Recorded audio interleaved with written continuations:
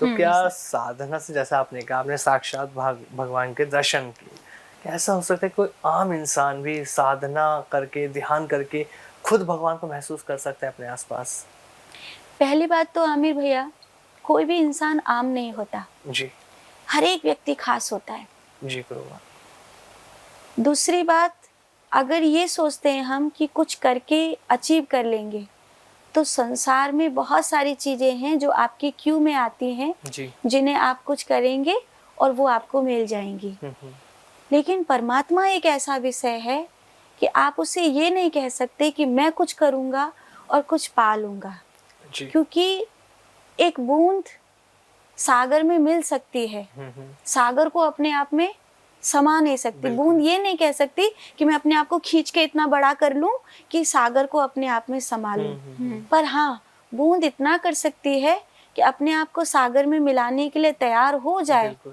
तो किसी दिन उसके समर्पण पे दुनिया को दिखाई देगा कि सागर बूंद में समा गया। माने ऐसे तो व्यक्ति भगवान में जाके मिलता है, लेकिन चूंकि वो जीवित है, वो अभी मरा नहीं है, वो अभी आंखों के सामने है, तो दिखाई देता है कि कुछ है जो इसमें समा गया है। माने बूंद सागर में समा गई। पर वो ऐसा नहीं हो सकता कि बूंद खींच के कहे कि मैं अपने आप को बड़ा कर लूं तो मैं सागर को, वो पॉसिबल नहीं है कि मैं कहूँ कि मैं इतनी साधना करूं, इतने घंटे बैठूं या ये करूं, तो ये वाला कोर्स 2 और 2 4 नहीं होंगे। लेकिन आजकल जैसे हम देखते हैं गुरुमाँ, लोग बहुत परेशान रहते हैं, किसी न किसी तरीके से कुंठित रहते हैं। तो क्या डेली लाइफ में मेडिटेशन लोगों को मदद कर सकता है? अगर कर सकता है तो किस हद तक कर सकता है? क्या उनके गुस्से को शांत करने के लिए कर सकता है, या फिर जो वो बेमतलब की अपेक्षाएं रखते हैं उनको शांत करने के लिए कर सकता है? और अगर कर सकता है तो उसका मेथड क्या होता है? एक आसान सी टेक्निक कोई हमारे दर्शकों के लिए जो मेडिटेशन के लिए आप बताएं। एक आदमी था और वो भीख मांग रहा था। लोग उसको रुपया 2 रुपया दे करके जा रहे थे। बेचारा बहुत दुखी था कि खाने को भी नहीं होता है। लेकिन जब वो मरा और उसकी चादर हटाई गई, तो जिस जगह पर वो बैठा था उस जगह खजाना था। लेकिन उसको पता ही नहीं था कि मैं जहाँ बैठा हूँ वहाँ खजाना है। ऐसे ही हम लोगों के साथ होता है। हम लोग परमात्मा का खजाना लेकर के बैठे हैं, लेकिन हमें पता नहीं है, इसीलिए हम दुखी हैं। हम दुनिया से कह रहे हैं कि तू मुझको कुछ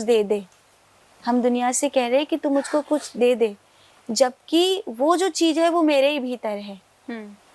मेडिटेशन सिर्फ इतना काम करता है कि आपने जब श्वास भरी और आपने अपनी श्वास को नाभि तक पहुंचाना सीख लिया, तो आपको कुछ और करने की ज़रूरत नहीं है। आप जो कह रहे हैं वो वही होगा। स्वर विज्ञान क्या कहता है? जो आप कह रहे हैं वही होगा, जो आप सोच रहे हैं वही होगा। जिससे अभी कुंडलिनी की चर्चा हो रही थी कि परमात्मा तक व्यक्ति अपनी बात पहुंचाना चाहता है। कोई व्यक्ति परमात्मा तक अपनी बात पहुंचाना चाहता है तो उसे अपनी कुंडलिनी तक अपनी श्वास को पहुंचा देना चाहिए। अगर वो अपने नाभि से 2 अंगुल नीचे तक अपनी श्वास को पहुंचाना सीख जाता है, तो वो व्यक्ति जो कहेगा नियति उसकी बात सुनेगी। इतना बड़ा खजाना लेकर के बैठा है।